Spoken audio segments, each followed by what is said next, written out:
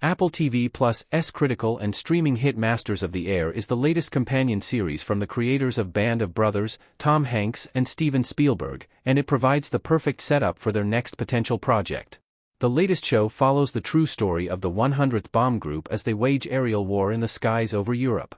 The group was known as the Bloody 100th due to their unusually high casualty rate, and Masters of the Air chronicles the harrowing stories of both the men who were shot down and the men who made it back alive. Masters of the Air broke new ground in prestige drama television by showcasing realistic mid-air combat. The show received critical acclaim for its incredible practical and CGI effects in depicting aerial war during the fledgling stages of the American Air Force. Masters of the Air makes some changes to the true story of the 100th Bomb Group, but was largely accurate in its depiction of the major events surrounding not only those men but other World War II pilots as well. In doing so, the show set up the next potential companion series from Hanks and Spielberg. Spielberg and Hanks should make a Tuskegee Airmen show after Masters of the Air. The brief scenes featuring the Tuskegee Airmen were among the show's best. Ncuti Gatwa as Lieutenant Daniels walks with his fellow Tuskegee Airmen in Masters of the Air. While Masters of the Air revolved around the men of the 100th Bomb Group, its later episodes featured the true story of the famous Tuskegee Airmen, an all-black group of elite fighter pilots. The Tuskegee Airmen, known as the Red Tails for the distinctive red-painted tails on their P-47 aircraft, are the ideal unit to feature in a follow-up to Masters of the Air for several reasons.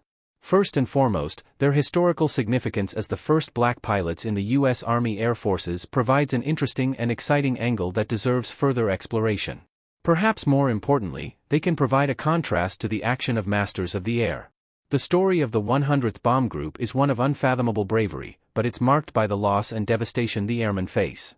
The Tuskegee Airmen, on the other hand, were responsible for some of the most significant aerial victories and historically excellent combat records. They completed over 500 missions, while most members of the 100th Bomb Group struggled to reach 25 missions flown due to the highly dangerous nature of their flight paths.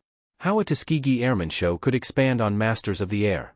Masters of the Air provided only a brief glimpse into the air battles of World War II. The Tuskegee Airmen Masters of the Air. A show based around the Tuskegee Airmen could showcase an entirely different side of aerial combat in World War II. The pilots showcased in Masters of the Air suffered some of the worst casualty rates of the war due to the territory they flew over and the generally unsafe conditions of the lumbering bombers. Only a few major missions are shown, because so many of the primary characters were shot down, and following those characters made it impossible to continue to show the air battles.